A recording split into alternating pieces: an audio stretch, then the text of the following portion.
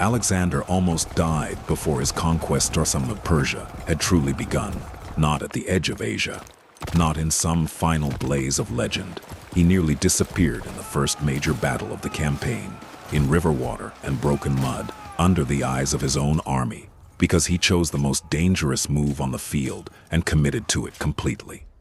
At the Granicus, one bad step, one cleaner Persian strike, one slower rescue, and the man who would topple an empire becomes a dead invader in a foreign river. That is what makes this battle so important. Granicus was not just Alexander's first victory in Asia.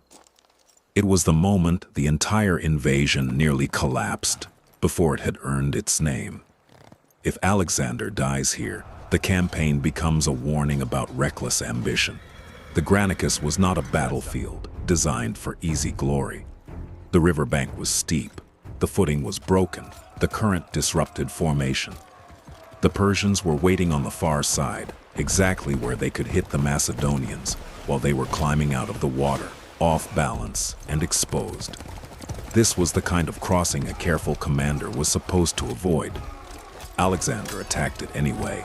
That decision has divided historians for centuries because it looks so close to madness. Tradition says Parmenion, Alexander's older and more cautious general, advised delay. Wait for better light, cross under better conditions, force the Persians to move first. Do not throw cavalry into a river assault against a prepared enemy line. It was rational advice. It was the kind of advice that keeps armies alive. Alexander rejected it. That refusal tells us what kind of war he intended to fight. He had not crossed into Asia to move carefully, test Persian resistance, and retreat if the price rose too high. He needed momentum immediately. He had a magnificent army, but not endless money, endless time, or endless political security. Every delay gave Persia time to gather larger forces. Every hesitation made the invasion look smaller and weaker. Alexander needed the first battle to say something brutal and unmistakable. He had come to win, and he was not afraid to stake everything at once. The Persians made a fatal choice of their own. Their satraps in Western Asia Minor had gathered to stop Alexander before he could drive deeper into imperial territory. With them was Memnon of Rhodes, an experienced Greek commander who reportedly urged a different strategy. Avoid a pitched battle. Deny Alexander supplies. Burn the countryside if necessary. Stretch the invasion. Let the empire's scales suffocate this young king before his boldness could become momentum. They refused it. Persian nobles wanted battle, not calculated retreat. They wanted to crush Alexander at the frontier, not trade land for time. They wanted honor, not scorched fields and the appearance of fear before an invader. So they gave Alexander exactly what he wanted, a dramatic confrontation where speed, nerve, and personal leadership could matter. He arranged his army with precision. The Macedonian phalanx would matter later, but the opening problem was the river itself. Cavalry had to make the breach. The first moments would be decided by pressure, confusion, and shock. Alexander knew that if the crossing stalled, the river would become a killing zone. But if the Persians could be hit hard enough, fast enough, their line might lose the control that made the position so deadly. And so he placed himself where the decision would happen. Alexander cannot be understood here as a distant commander moving units across a map. His style of command was physical, immediate, and exposed. He led where failure would be most visible and where success would spread fastest. That gave his army confidence, but it also tied the fate of the campaign to one young king who kept riding into the thickest danger on the field. The first clash was chaos. Macedonian cavalry entered the river and were hit while still struggling for order. Horses lost footing. Men trying to climb the bank were thrown back. Lances shattered. The geometry favored the defenders. This was not a smooth breakthrough. It was fragmented, ugly, and lethal because the attackers had to win while half-formed and still fighting the river itself. And this is what made Alexander's decision so terrifying. He did not attack because the crossing was easy. He attacked because he believed violence at the point of decision could break Persian cohesion before the battle settled into static disaster. He was trying to smash open the moment before fear, gravity, and terrain finished the work for the defenders. That is why he rode at the center of the crisis. Alexander led the companion cavalry into the worst of the fighting, driving across the river under direct pressure toward the Persian nobles opposite him. This was not random courage, it was tactical logic.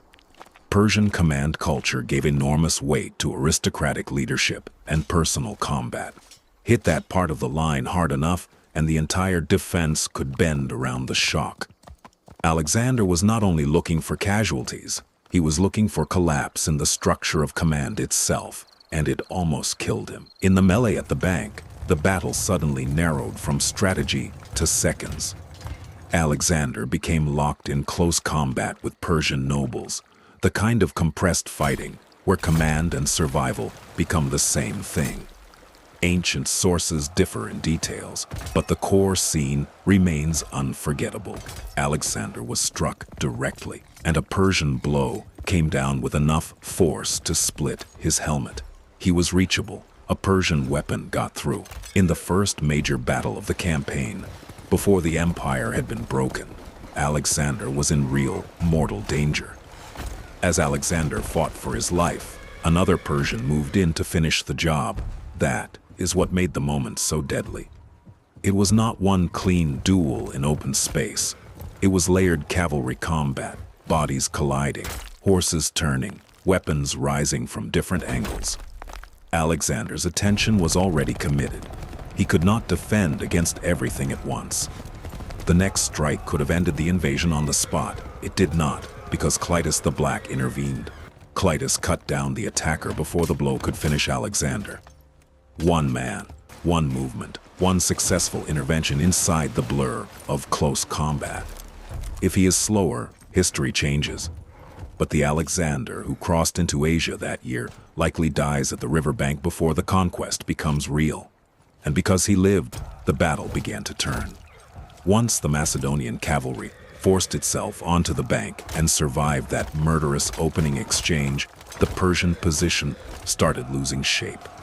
Their strongest mounted forces had committed heavily at the edge of the river, where the first impact mattered most, but that also meant the fight was turning into a brutal scrum instead of a controlled defense.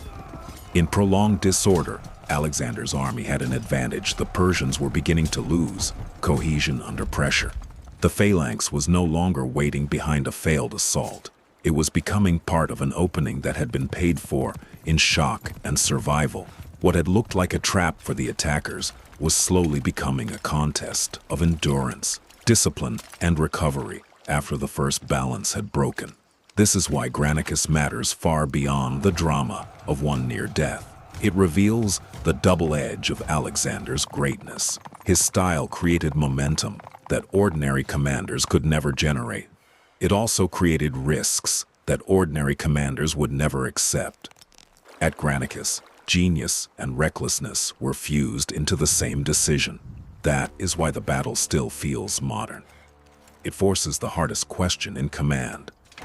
When does audacity become the only path to victory? And when does it become a beautifully disguised mistake? If Alexander had died in that river, many historians would call Granicus proof that he was reckless from the start. Because he survived, the same action is remembered as the opening of world conquest. But the river tells a harsher story. Alexander did not glide into Persia under the protection of destiny.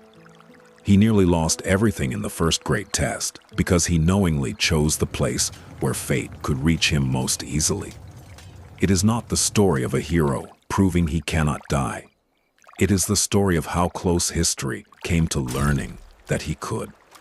The conquest of Persia did not begin with certainty. It began with a gamble, a shattered formation, a split helmet, and a rescue that arrived in time. The empire Alexander would eventually break. It was first wounded here, at the moment when the invader refused caution and survived the consequences. If you enjoyed this deeper look at the Battle of the Granicus, Subscribe for more high-stakes military history. Leave a like if you want more battles told this way. And tell me in the comments, was Granicus a masterpiece of audacity or a reckless gamble that only looks brilliant because Alexander survived?